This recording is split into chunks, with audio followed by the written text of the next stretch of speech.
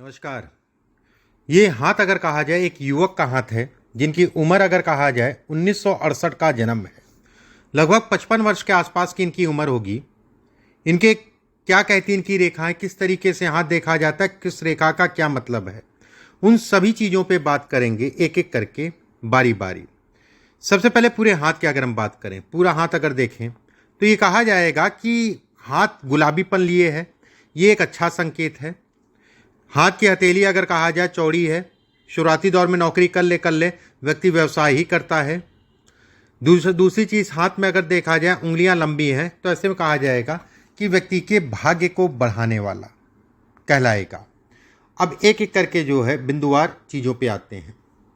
अंगूठा अगर देखा जाए लंबा है, बौद्धिक स्तर को अच्छा करता है। ऐसे लोग अगर कहा जाए दिमागी रूप से काफ़ी तेज होते हैं। एक बात, कोई भी कार्य करते हैं समझ बूझ के करते हैं, ये इसके संकेत देता है। अंगूठा अगर देखा जाए यवनुमा आकृति में बन रहा है, धन के दृष्टिकोण से अच्छा है। अंगूठे पे अगर कहा जाए कुछ रेखाएं बन रही हैं, ये कहीं ना कहीं ये कहा जाएगा कि व्यक्ति के लिए सौभाग्य की निशानी है। देखिए एक चीज़ समझिए, कोई भी हाथ हो, कोई भी चीज़ हो, जब तक कई एंगल से ना देखा जाए तब तक एक पॉइंट को पकड़ के मत चलिएगा। ठीक है, कई एंगल से। हाथ में अगर कहा जाए नीचे इस रेखा पे अगर देखा जाए, ये रेखा दो फाड़े में बट रही, नीचे से कर्ज चढ़ेगा, कर्ज के कारण तनाव होगा। ये रेखा अगर देखा जाए बक्सनुमा आकृति बन रही है इस जगह पे, या फिर ऐसे भी कह सकते हैं आप कि मछलीनुमा आकृति बन रही है, लेकिन इसकी दिशा अगर कहा जाए नीचे है। अगर इसकी दिशा ये होती या ये होती तो बेहद फायदेमंद थी।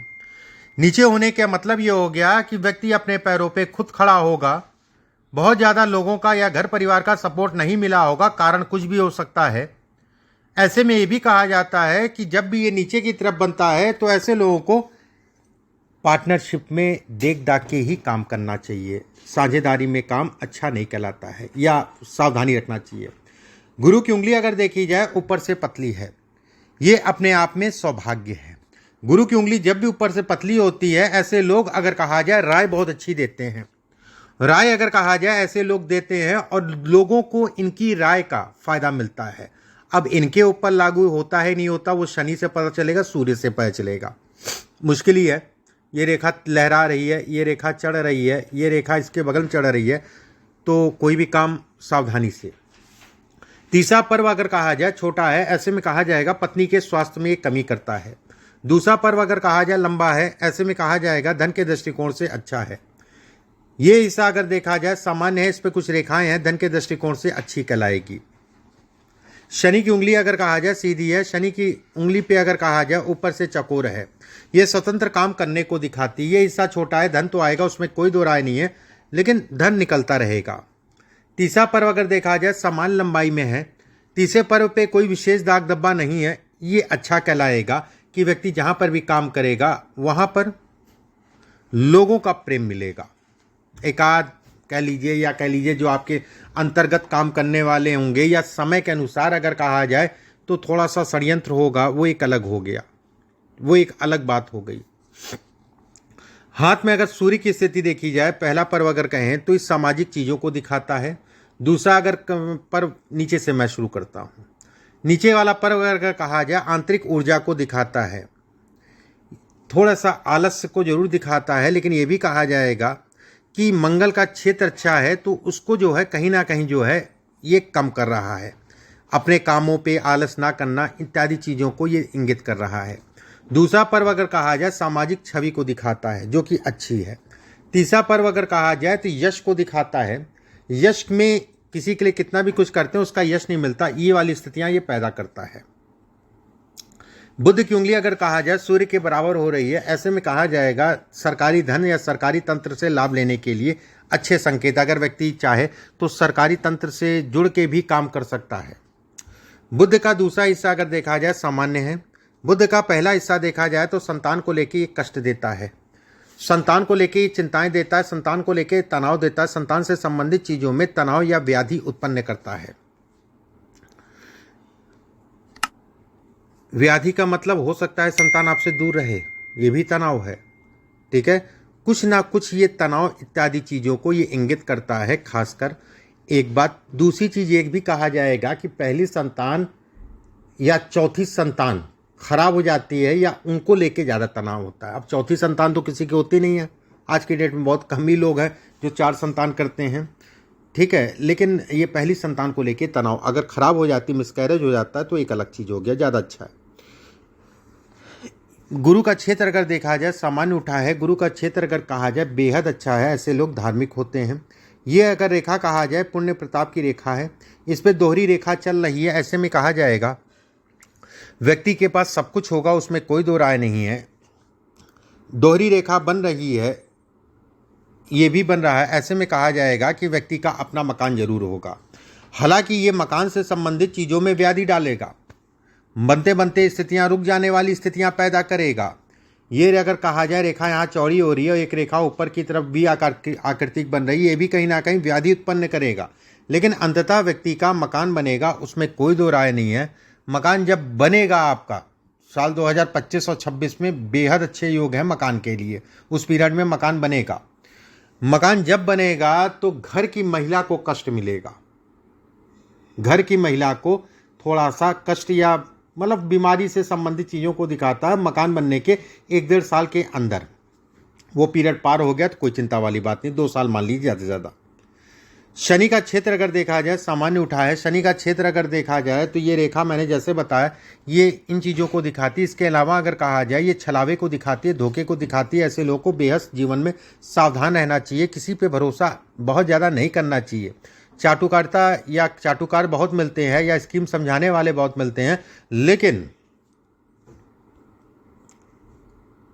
बुद्ध का क्षेत्र अच्छा है तो ऐसे में कहा जाएगा कि व्यक्ति ज़्यादा स्कीम नहीं समझेगा और उसका समझना भी उचित नहीं है। मतलब समझेगा, कोई समझाएगा वो एक अलग हो गया, लेकिन चक्करों में बहुत ज़्यादा नहीं पड़ेगा। सूर्य का क्षेत्र अगर देखा जाए बेहद अच्छा है। सूर्य का क्षेत्र अगर देखा जाए ये रेखा अगर कहा जाए घर से दूर जाके बसाती है। कम उम्र में घर से दूर या घर से दूर जाके ऐसे लोग जहाँ पर भी पैदा होते हैं वहाँ से कम उम्र में दूर हो जाते हैं। ये रेखा अगर कहा जाए धन के दृष्टिकोण से अच्छी है। ये रेखा अगर कहा जाए कहीं ना कहीं आकस्मिक धन लाभ भी देती है। ये रेखा अगर कहा जाए मकान से संबंधित चीज़ों का योग बनाती है। ये रेखा अगर कहा जाए इसमें मिल रही है, इसको देख के भी कहा जाएगा व्यक्ति का मकान बनेगा, तय है मकान बनना, उसमें कोई दो राय नहीं है। इसके बाद देखिए ये रेखा अगर कहा जाए थोड़ा सा गले से संबंधित समस्या या सांस फूलना या गले से में कोई प्रॉब्लम या कंधे से संबंधित समस्याएं इस समय पे उत्पन्न होगी, ये इसको इंगित करती है। मतलब गले से संबंधित कोई ना कोई समस्याओं को ये दिखाती है, चाहे वो सांस में या गले में कोई इन्फेक्शन हो जाए या कंधे में कोई प्रॉब्लम हो, ये इसको इंगित करती है। इस समय पे ये भी मैं कहूँगा कि वाहन आराम से चलाइएगा, खरोंच लगेगी, ठीक है, खरोंच की बात कर रहा हूँ, बहुत बड़ा दुर्घटना की बात तो नहीं कर रहा हूँ, लेकिन खरोंच लगेगी। वाहन आराम से चलाइएगा, कोई बहुत डरने वाली बात नहीं है। समस्या इस बात की है, अगर मैं बुध की बात करूं तो अभी चलिए बाद में बताता हूं। बुध का क्षेत्र अगर देखा जाए अच्छा है। बुध के क्षेत्र पर अगर देखा जाए ये सब रेखाएं अगर कहा जाए आपकी सफलता की सूचक हैं, उसमें कोई दो राय नहीं है। एक लंबी रेखा है, उसके बाद अगर कहा जाए छोटी छोटी सी रेखाएं हैं। ऐसे में कहा जाएगा कि संतान को लेके थोड़ा सा ये भी तनाव देती है। एक संतान को लेके तनाव मिलेगा, तय है तनाव मिलना। अगर तनाव मिल चुका है तो कोई बात नहीं। जीवन रेखा अगर कहा जाए पूर्ण रूप से गुलाई में है। ये रेखा अगर कहा जाए तो कहीं ना कहीं वैवाहिक जीवन में पत्नी के स्वास्थ्य से संबंधित चीज़ों में ये तनाव देती है। विवाह जब हुआ होगा तो कुछ रेखाएं और भी होती है, लेकिन जो एक रेखा ये दिखाई दे रही है, इसके अलावा 3-4 रेखाएं होती हैं, वो नहीं इस समय दिखाई दे रही या मिट गई हैं। विवाह जब हुआ होगा तो 2-3 साल के अंदर या कहीं ना कहीं जो है वैवाहिक जीवन में तनाव हुआ होगा। वो तनाव अगर कहा जाए कारण कुछ भी हो सकता है। भाग्य रेखा बेहद अच्छी है, जातक की उसमें कोई दो राय नहीं है। भाग्य रेखा अगर कहा जाए 2 रेखाओं का साथ लेके चल रही है। ऐसे में कहा जाएगा देखिए ये सब रेखाएं अभी पूर्ण रूप से बनी नहीं है, बन रही हैं। ये रेखा टूट रही है, ये मान के चलिए जो है साल 2025 से जो है आपका मुख्य जीवन शुरू होगा। साल 2025 में मतलब आप जो है लगभग 57-58 साल के हो जाएंगे और उसके बाद से मुख्य जीवन स्टार्ट होगा।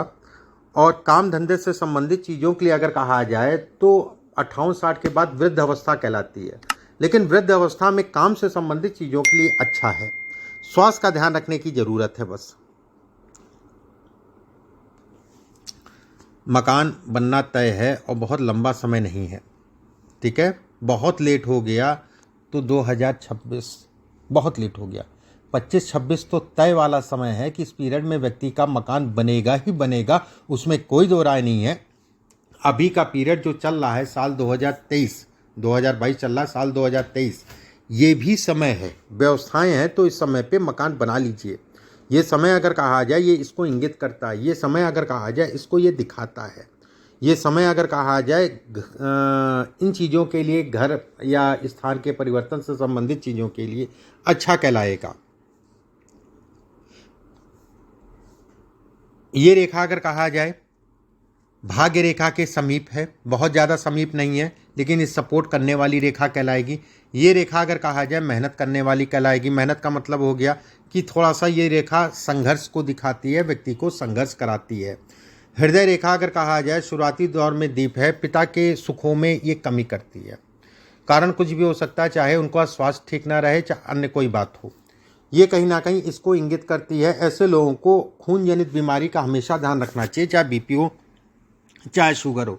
और खासकर मैं कहूँगा शुगर का ध्यान रखिएगा। इस समय पे अगर शुगर नहीं है, पीछे अगर शुगर नहीं पकड़ी, तो ये 1.5-2 साल का पीरियड है, उम्मीदता 99% मैं कहूँगा कि तय है। अगर नहीं है तो शुगर होगी, अगर होगी तो थोड़ा सा बढ़ेगी। इस समय पे सावधानी बरत के चलिएगा।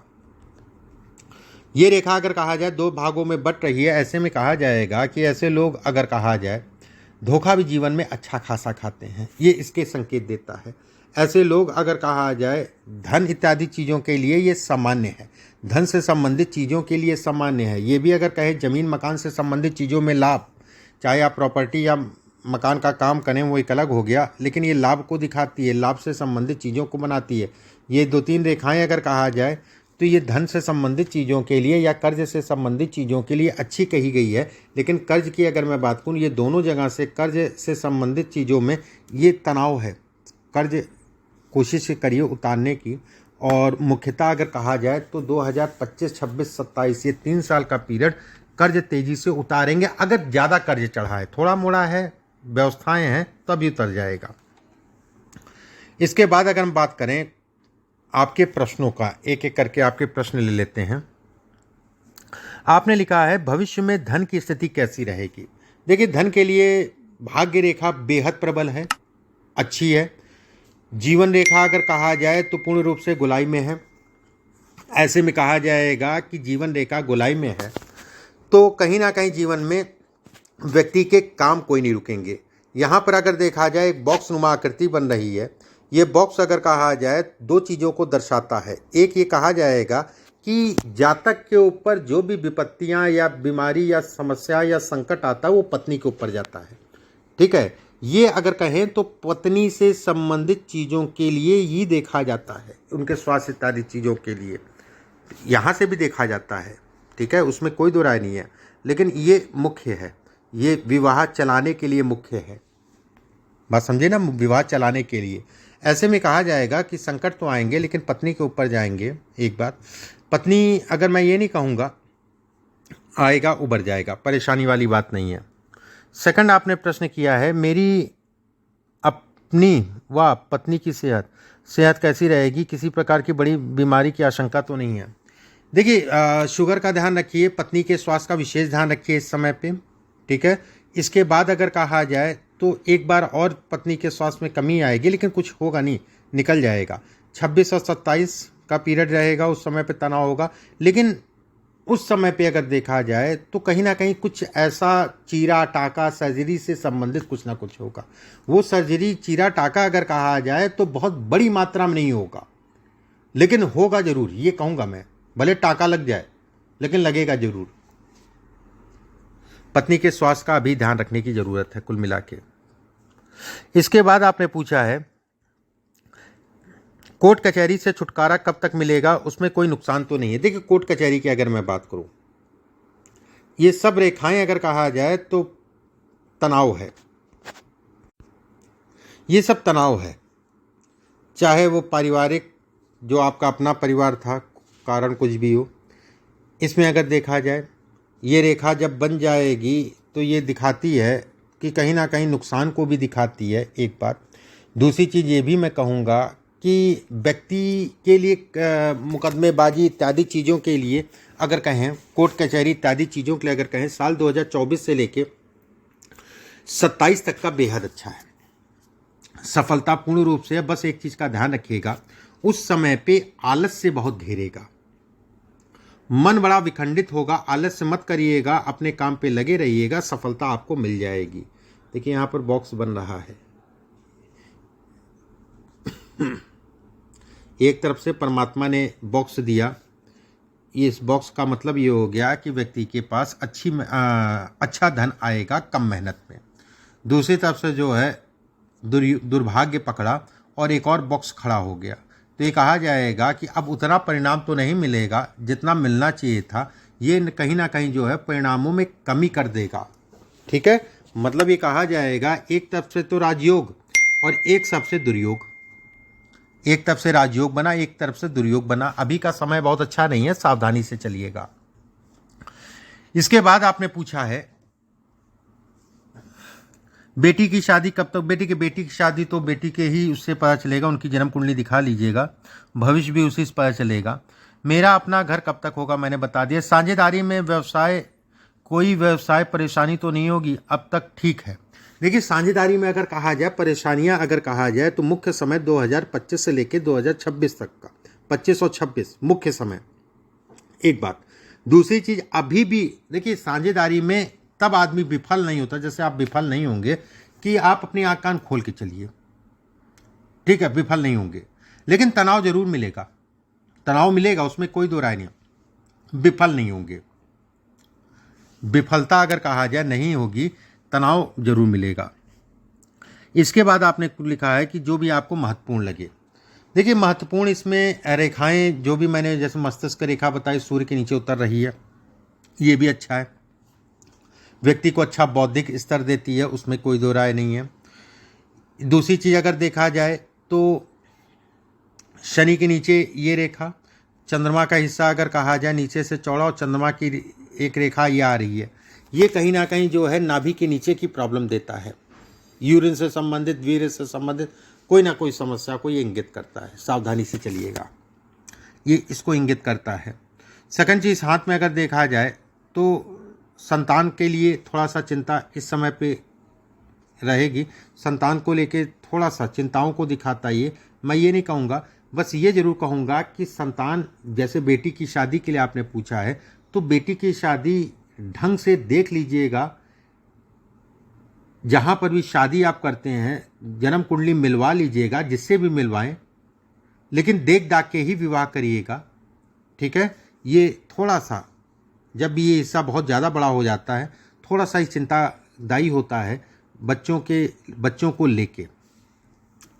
बाकी हाथ अच्छा है, उसमें कोई दो राय नहीं है। कुछ उपाय आपको मैं भेज दूंगा, उसको करिएगा। परमात्मा करे सब कुछ अच्छा रहे, स्वस्थ रहें आप। ये जैसे गैप बन रहा है तो ये 7.5 ढैया में थोड़ा सा परेशान करती है, उसमें भी अगर कहा जाए मध्य चरण और 7.5 का जब चंद्रमा से अष्टम में चंद्रमा शनि जाता है, तो बाकी कोई डरने वाली बात नहीं है। नमस्कार।